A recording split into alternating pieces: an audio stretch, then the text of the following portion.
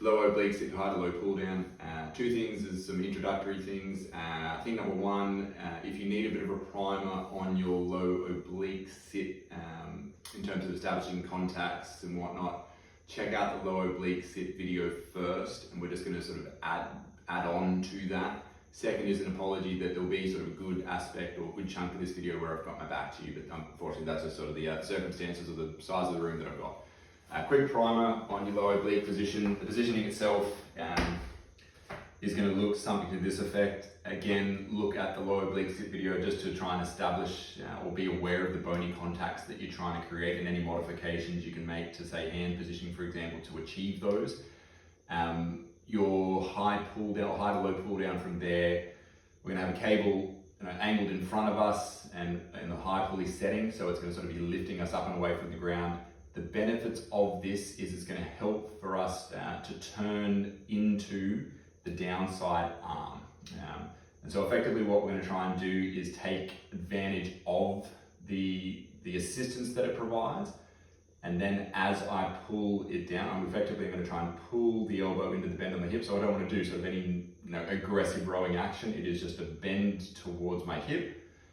As I do that, I'm trying to hold on to the turn that I achieve with that long reach. So as I get turned, I'm going to find that I get heavier on particularly my elbow contact and my greater trochanter contact. I want to make sure that I am holding on to that heaviness whilst my axial skeleton is getting turned to the down or towards the ground. I'm trying to hold on to that as I row or bend the elbow into my side. So we'll talk you through more of it as we go through it. So got my cable set up nice and high. I'm going to establish my low oblique position.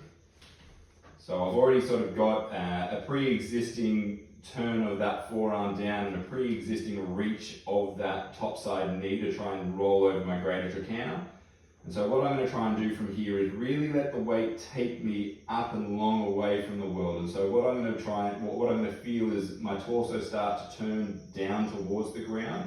I'm trying to make sure that I maintain a good long push through the inside of my elbow as that happens.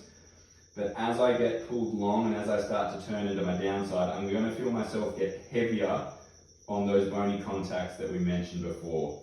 The goal is now that as I pull this weight down and bend the elbow, I'm trying to hold on to that heaviness that is established when my arm is long.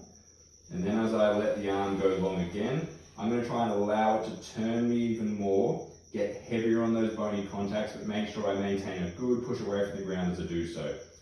From a breathing perspective, I'm going to go through a 2-breath cycle as I go through this. When I'm moving, I'm breathing out. When I'm at the end of a motion, I'm taking a breath in. So in this circumstance, I'm going to take a breath in as I'm getting pulled nice and long. I'm going to take a breath out as I bend that elbow towards my hip. I'm going to try and take a breath in as I'm trying to hold position. And I'm going to take a breath out as again I use this position or this assistance to turn even further into that downside.